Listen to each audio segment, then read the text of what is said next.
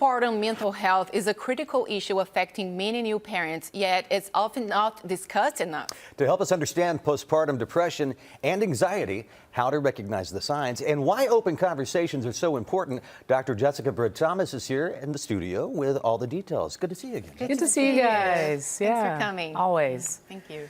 Okay, Nice. yeah, go ahead. And everyone Ladies just wants to jump into this topic. Yeah, I really want to talk about this. So can you explain what postpartum mental health is and why it's important to talk about? Yeah, so postpartum mental health is a emotional and psychological change that new parents go through. So if we're talking particularly with mothers, there's a lot of hormonal changes, but both parents also experience sleep deprivation, life adjustments, and all of that can kind of change our mood. So maybe more increase in mood swings, maybe anxiety or depression, or a very large sense of feeling overwhelmed.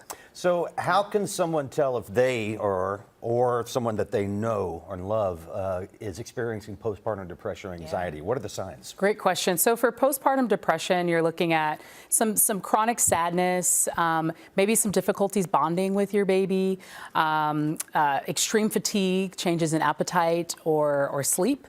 And then with anxiety, the big component, postpartum anxiety, is the big fear, the excessive worrying. So it might be about your baby's health and well-being, thoughts of like the worst things happening. It's just a constant state of fear. Is what we're looking at, and usually for about 2 weeks or more is what we start to trend in terms of it being postpartum anxiety or depression. I've heard that like sometimes if a mother is trying to breastfeed and the baby's not latching on, that can just be a huge warning sign of the onset of postpartum depression. It could, because that can be contributing to that mother feeling inadequate, and then everything that goes with breastfeeding in general. So absolutely. Now, what are some reasons new parents might not seek support for postpartum mental health challenges? Well, one, they just may not know, right, what it is. They haven't been able to label what they're experiencing, or some people say, this will pass, this too shall pass, right? We don't talk about it enough as well, but they may not have the resources, so they may not have the support system, or there may be financial burdens or barriers in terms of seeking help. So there's a variety of reasons why we may just kind of sit with it and not do anything about it. So sometimes they're going through it, but they don't even know, They right? don't even know. They don't even know, yeah. So many changes already happening at that time. Right. You might just consider that as part of the other changes. Right. So let's talk about some ways that family and friends can help support, including even healthcare providers. How can they support those parents who are struggling? Yeah, so emphasizing it makes a difference. Simple things. Offering to make a meal, if someone's offering to help with that or provide some time for you to get some rest and they're looking after your baby, your newborn.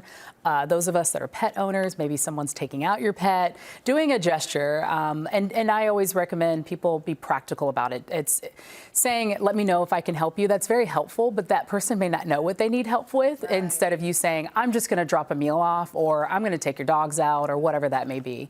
More formal interventions, obviously seeking therapy, but sometimes just medications will help. We talked earlier about the hormonal changes. So I always describe to people that being on medication doesn't have to be a lifelong or a long-term thing. It could definitely be pushing you through this difficult time, and it does restore and cause a lot of comfort in being able to have something that you know works. So. Yeah, my family lives abroad, right? And they came over to help me when I had my kids, and it was a huge help. Like you said, like I didn't have to worry about laundry or cooking. So it's the little thing. It really is the little things. Yes, yeah. So now, what can we do as a community, like to make it easier for parents to talk about and get help for postpartum mental health concerns? Yeah, so we have to normalize this conversation. Like, having this conversation today is so important. Being able to reach out to someone, like whether it be a loved one or a family friend, but someone that's been through your experience, sharing of their personal story goes a long way. Making that person feel that it's okay, validating that feelings essentially, and underlying that struggling does not equal failure, does not mean that you're failing, and seeking help is actually a sign of strength, not weakness. Those are the big take-home points. Yes, and there are resources like we are seeing now on the screen. Like you can get help. Yes, yeah, definitely. There's helplines for that. There's also help supports for the partner, the non-caring parent or the father. So there's those resources, but whether it be online or on the phone, those are very good options from national support. I can speak from experience, yes, even the dad sometimes. Oh, Even the father units absolutely. need the support Everybody. sometimes as well. Yeah, we don't want to forget about the non-caring parent, definitely. Thank you for sharing all this Thank you. information. Very poignant. Great information. Appreciate Yeah. it very much, Of Jessica. course. Thank you, guys.